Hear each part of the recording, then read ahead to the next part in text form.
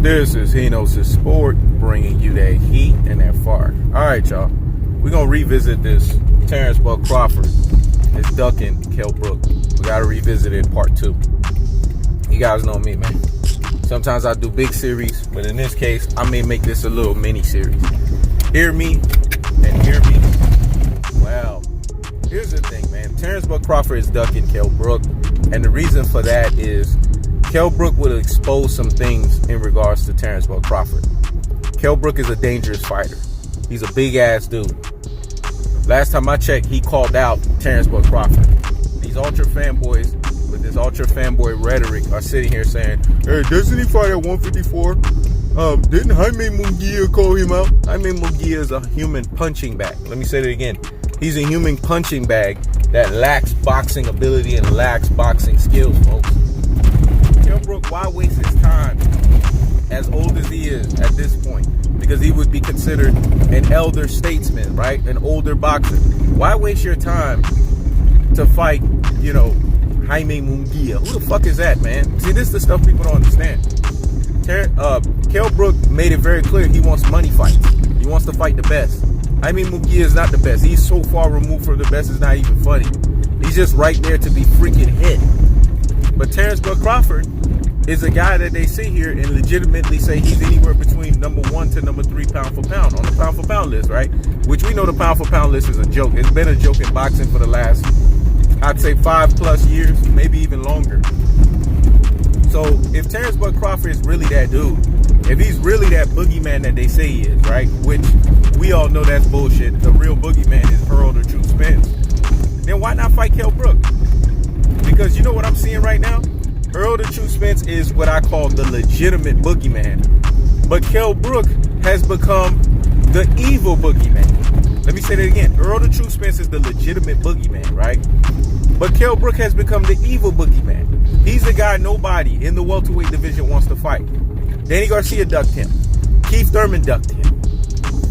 And this was after he fought Sean Porter and dismantled him the way he did. Floyd Mayweather said great things about Special K. This was prior to him making the stupid decision of his boxing career to go fight somebody 2 weight classes above him in Triple G. I mean, nothing but respect and hats off was given to Kell Brook. All day, every day, right? But see, this is the stuff that folks don't understand. And this is the stuff that folks don't get. Kell Brook has not lost to anyone at 147 outside of Earl the True Spence. Let me say it again. Kell Brook has not lost to anyone at 147 outside of Earl the True Spence. Earl the True Spence is the only fighter he has lost to. So he is still credible. He's, to me, still the second best welterweight in the division. So why are people not clamoring to fight this dude? Why are people still afraid to fight this dude? Why are people scared of this guy? See, these are the questions that we have to ask ourselves.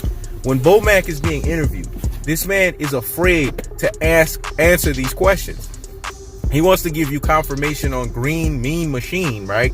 This is the dude that they're supposedly fighting. He wants to give you confirmation on that. But he doesn't want to tell you, anything about Kell Brook. They come up with excuses. This is how you know when somebody's a boogeyman. No one wants to fight him, and everyone's making excuses. Let me say it again. No one wants to fight him, and everyone's making excuses. Earl the True Spence is a boogeyman in that regard because that's what happened throughout his whole time at welterweight division as he was bulldozing guys from left to right, steamrolling them, flatlining them, mauling them, and punishing them. The same thing has happened with Kell Brook. Once he dispatched Sean Porter the way he did, because it was so lopsided in that fight, it wasn't even funny. Sean Porter went and cried to his damn daddy. This is why I know he's nowhere near ready for the likes of a Earl the True Spence. Kell Brook was the IBF champion. This is how you know how good Earl Spence is. Earl Spence went in his backyard in front of 30 to 40 plus thousand fans in Sheffield and took that damn belt away from the guy. So why can't Terrence Crawford, who's underpaid like a motherfucker, don't just take his ass to UK and fight? Because they know, Bomac and Bud knows that if they fight Kell Brook will expose a lot of things. And it will actually mess up the Spence versus Crawford fight. Let me say it again. It will mess up the Spence versus Crawford fight. No one will be asking for that fight. Because you know what people say? oh, this Bud dude, man, he's too light on his ass. He got fucking exposed by Kell Brook. Man, I don't even want to see him versus Earl the True Spence. It's going to be exactly like Anthony Joshua versus Andy Ruiz. You know who Terrence Bud Crawford reminds me of? He's the new Anthony Joshua. Let me say it again. He's the new Anthony Joshua to Earl the True Spence, Deontay Wilder. We know what we're getting. Just like we knew what we were getting in Deontay Wilder, we know what we're getting in Earl Spence. We don't know what we're getting in Terrence Bud Crawford. Just like we never knew what we was getting in Anthony Joshua. And look what happened. When you put somebody in there that was dangerous, so Anthony Joshua, who happened to be a nobody, his ass got fucking exposed. So this is what I'm talking about. Bo Mack and Bud knows what time it is. There's a reason why they're reluctant to fight Kell Brook. There's reasons behind that. As Earl the True Spence is stepping up competition, Bud's competition is getting worse. Let me say it again. As Earl the True Spence is stepping up competition, Bud's competition is getting worse. No one's talking about that. But you know he knows his sport. I'm bringing you that what? That heat and that fire. And I keeps the foot on the what? On the necks. I keeps the foot on the what? On the necks of these Rudy Poo and these Plum Brain ultra fanboys. Terrence Bud Crawford fanboy man crushes. These Terrence Bud Crawford fanboys. They're the worst. They've become the new Cinnamon Alvarez fanboys. They got Terrence Bud Crawford's ass so far up their damn face, they could tell you what he ate last night. Let me say it again. They have Terrence Bud Crawford's ass so far up their faces, they could tell you what the man ate last night. And you know who's the ringleader? The buck dancer behind all of this shit? Timothy Knothead, aka Bullethead Ass Bradley. This guy. And you notice, all of these top rank guys, they're like slaves, man. Let me say it again. These top rank guys, they're like slaves. They go by the whim of what top rank tells them to do. Bob Arum has done an excellent job of being that old car salesman, aka shiesty motherfucker, of bamboozling, beguiling, and betwixting these guys. Damn near brainwashing them, turning them into a brain full of mush and brainwashed dodo heads at the highest levels. It's sad. But this is facts, man. Terrence Bud Crawford is ducking Special K. When you are left to leaving your sister to have to fend for you, when a man lets a woman fend for him, that speaks volumes, man. That speaks volumes. Let me say it again. When a man leaves a woman to fend for him, let alone your family member, that speaks volumes.